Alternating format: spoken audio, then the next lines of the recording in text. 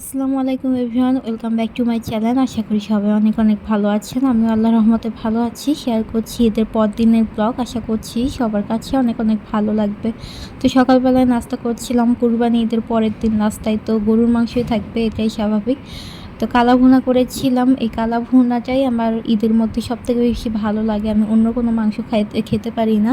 যেটা বেসিক গরুর মাংস রান্না করে ওটা 4-5 দিন পর আমি খাই। এটা গরম করতে করতে শুকিয়ে আসে, তখন আমি খাই। তো ঈদের মধ্যে সবথেকে মজা লাগে আমার কাছে যে নতুন নতুন বাংলা নাটকগুলো দেয় সেগুলো দেখতে। তাছাড়া কোনো কাজই থাকে না, বাইরে ঘোরাফেরা করতে আমার কাছে অত বেশি ভালো লাগে না। তার মধ্যে ছিল আজকে চরম গরম, একেবারে সেই রকমের গরম ছিল। সকালবেলা থেকেই মনে হচ্ছে মাথা ফেটে যাবে এরকম রোদ ছিল। তো ঈদের পর দিন তো নানুর বাড়িতে সবার দাওয়াত থাকে, এটাই দেখে আসছি ছোটোবেলা থেকে। আগে খুব এক্সাইটেড থাকতাম নানুর বাড়ি যাওয়ার জন্য, কিন্তু এখন ওই এক্সাইটমেন্টটা আর কাজ করে না, কারণ নানুর বাড়িতে এখন শুধুমাত্র নানা নানি থাকে, মামারা কেউ আর থাকে না, সবাই তো বাহিরে থাকে। তো আগে এই দিনের জন্য খুব ওয়েট করতাম। আমার কাছে ঈদের দিনের থেকে ঈদের পর দিনের যে আনন্দ যায় ওটাই ভালো লাগতো বেশি। তো আজকে আমি যেতেই চাচ্ছিলাম না, কারণ এই গরমের মধ্যে বাচ্চা নিয়ে যাওয়া খুব রিস্কের ব্যাপার। বাচ্চাদের গরমের কারণেও এখন হাম হচ্ছে, যার কারণে আমি যেতে চাচ্ছিলাম না। আর আমারও শরীরটা ভালো লাগছিল না, মন চাচ্ছিল বাসাতেই থাকি। বাইরে গেলে তো একটু সাজুগুজু করতেই হয়, গর্জিয়াস ড্রেস পরতে হয়, কিন্তু এই গরমে তো আর এসব ভালো লাগে না, যার কারণে আমি যেতে চাচ্ছিলাম না। তো আমরা সবাই জোর করে নিয়ে গেল।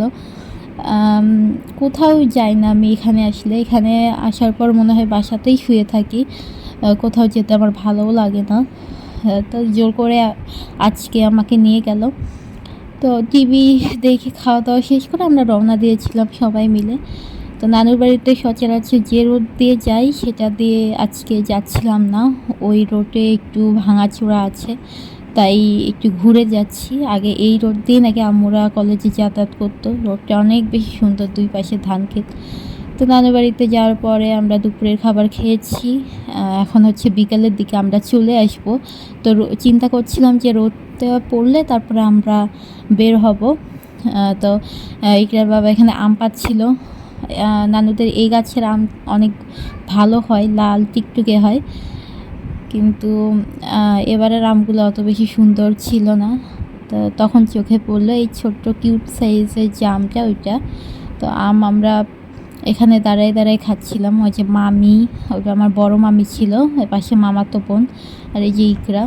তো আমরা রোদ পড়ার আশায় একটু ওয়েট করছিলাম যে বিকালেই আমরা বের হয়ে যাব। তো এরই মধ্যে একদম ঝড় তুফান শুরু হয়ে যায়, অনেক বেশি ঝড় হয়। বৃষ্টি অত বেশি হয় না, কিন্তু বাতাস ছিল।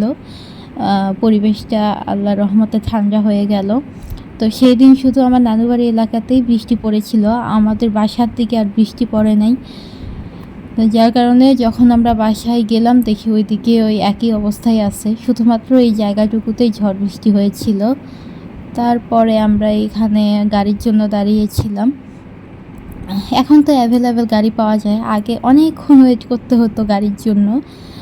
তারপর আমরা সন্ধ্যার দিকে বাসায় আসছি, সন্ধ্যার একটু আগেই আসছি। আসার পরে এখানে চা দিয়ে বিস্কিট দিয়ে খেলাম। আমি তো চা প্রতিদিন খাই না, মাসে হয়তো 1 দিন বা 2 দিন খাওয়া হয়, তখন এরকম আমি গামলা ভরে চা নেই, আর বিস্কিট তো থাকবেই। স্পেশালি এই ধরনের বিস্কিটগুলো চায়ের সাথে ভালো লাগে।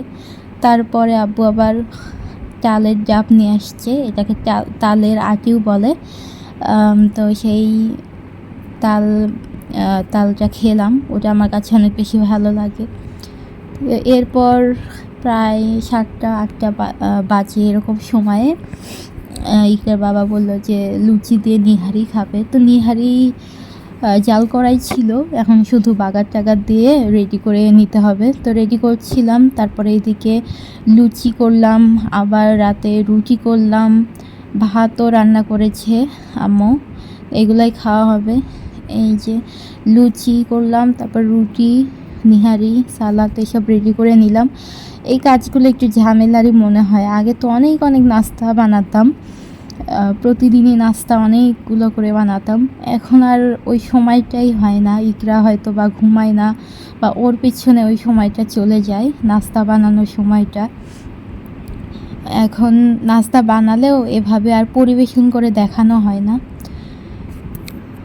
নিহারিটা আমাদের বাসায় একটু ঝোল করে রান্না করা হয়, এটা খাসির পায়া দিয়ে ছিল, অনেক বেশি মজাও হয়েছিল।